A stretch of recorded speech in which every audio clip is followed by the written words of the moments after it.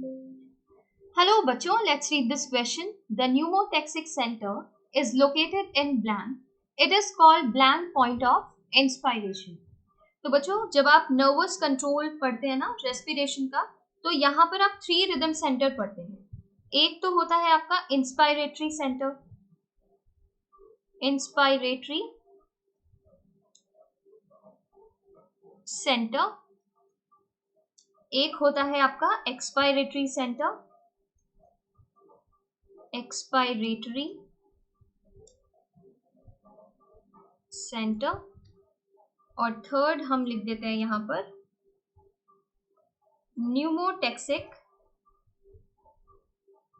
Centre. Okay, अब जो inspiratory centre होता है वो लोकेटेड होता है कहां पर? मेडुला ऑब्लंगेटा पर। तो हम यहां लिख देते हैं मेडुला, ब्रेन के मेडुला पार्ट में। एक्सपायरेटरी सेंटर भी आपको कहां मिलता है? मेडुला में ही मिलता है, इसकी लोकेशन भी मेडुला है।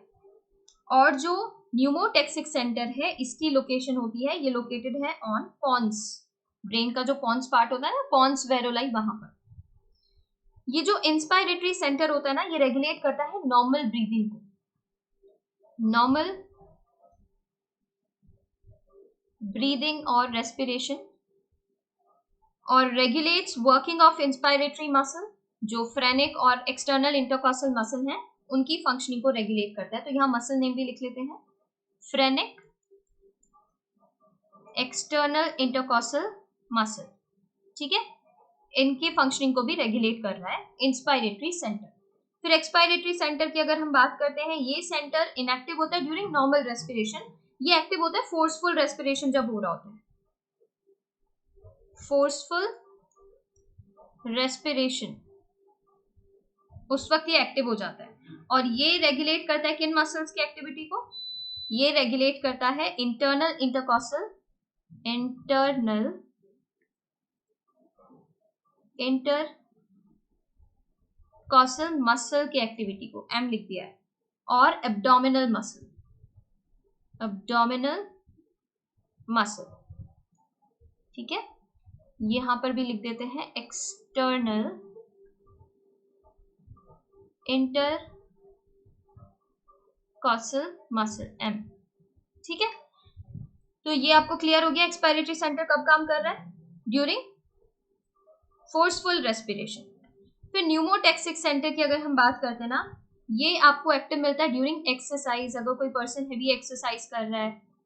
ठीक है, पैंटिंग, जो पैंटिंग, हाफना, ये किसके वजह से आप देखते हैं? न्यूमोटैक्सिक सेंटर की वजह से देखते हैं, जब ये एक्टिव हो जाता है। तो ये रेस्पॉन्सिबल होता है फॉर पैंटिंग।